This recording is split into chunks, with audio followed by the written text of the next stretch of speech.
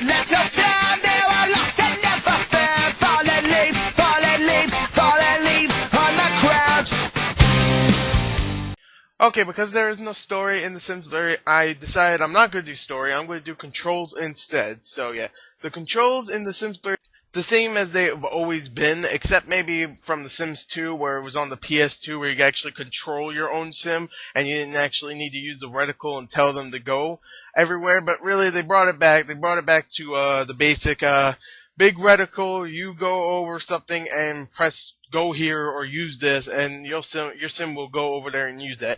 Really, that's really the basic control. You don't control your sim at all. You can move the camera a little bit, and you can go to different places while your sims are doing stuff, but that's really not control. So, yeah, short section. Controls overall are okay, but they've been the same overall. I mean, they've been the same since the first one, except maybe the second one for the PS2 and maybe the Xbox. I don't remember if it was for the Xbox, but yeah, you know, I wish they brought it back from the Sims 2 on the consoles into Sims 3 for the consoles, but no, they made it just like the PC version where it's just a target reticle. It's okay, but not great. Let's go on to the sound of the Sims 3. Okay, now sound in Sims 3, yeah, it's again the same as The Sims has been for all time. It's always Simlish, where that means it's not really English. It's them saying random things, and an icon pops over their head. Like if they're talking about cheeseburger, a cheeseburger will pop over their head. That means that's what they're talking about. But they'll say something like "Abluvibarbergy." They won't say cheeseburger. It sounds like something being rewound backwards, and you hear someone saying that backwards.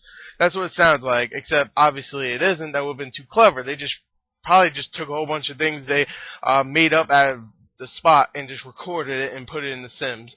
It was clever at first, it was really cool, but now I just really want to hear some real voices. So that's really all the sound. There's some sound environment, sound effects here and there, but not really anything else besides maybe some music, which the music's pretty good.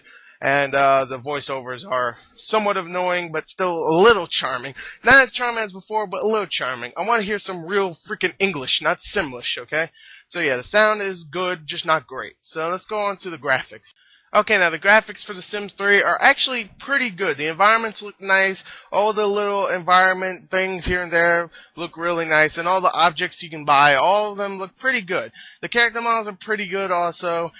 Just standard looking graphics. Not fantastic, they just look good. So really, I didn't want to talk about the graphics for too long because they're just good. There's nothing really spectacular here and there. There's some special effects like some flames and stuff which look pretty good, but not great. So yeah, probably doesn't look as good as the PC version. Didn't really play the PC version, but it still looks good on its own. So overall, graphics are good, just not anything spectacular. So yeah, let's go on to the gameplay of The Sims 3.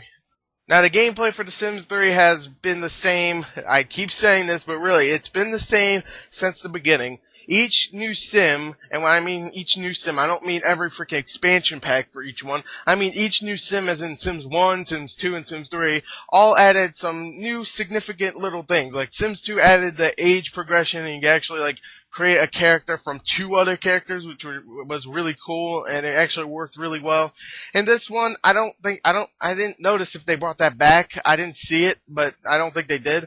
But you can do the same thing as all other Sims. You get to live your life, your Sims life, get married, have a child, make friends around the town. You can go to different places like diners and gyms and military bases and get a job. You go there, work with your coworker at your job, and that's really fun. It's fun. People think it's boring, just it's living life, but it's actually a lot of fun. So really, the Sims gameplay never really changed. But the thing that's different in this, like I said before, every different version, like 1, 2, and 3, they all had something different. And this one, you get a whole bunch of different things like wishes, which are things like the Sims will ask like, oh, I want a cheeseburger. Get 250 points if you get him a cheeseburger. And you go do that.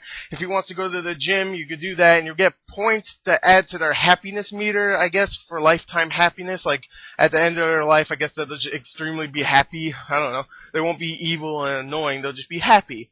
They also have karma powers, which is really cool. At the end of each day, you get karma powers, and you can use that to either do something good for your sim, like give him full stats, so you don't need to feed him and wash him, because if you don't know, that's what you do in Sims. You have to go and you don't have to actually wash him, you just tell him to go in the shower and stuff. You can get karma powers like that. You can even get bad karma powers where a Sim will be really unlucky, doesn't know how to talk, and all that stuff. And there's also a karma power which I love, where it's like a meteor shower almost, where you actually just screw with your Sim so much, you just rain a big fire thunderstorm on your Sim and just burn everything, and that's really hilarious. I never done it yet, but I really want to. When I'm just pissed off one day, I don't like my Sims, just go burn them straight to hell. I don't even care. It's gonna be funny. So yeah. I mean, you still have the simple, like, building stuff. You can you don't build your own house. You get a house, but you can actually add stuff to your house after you get a job and get enough money.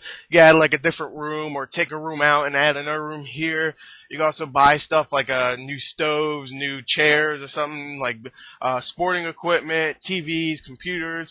Your Sims constantly want something, so in the beginning when you make your Sim with all the clothes and all that stuff, you actually give him like a personality traits, which you can give him like he's a computer guy, or he wants to be a police officer or something, so he'll want to use the computer a lot, so he'll just go right when he gets home from work, get on a computer. So that's really cool.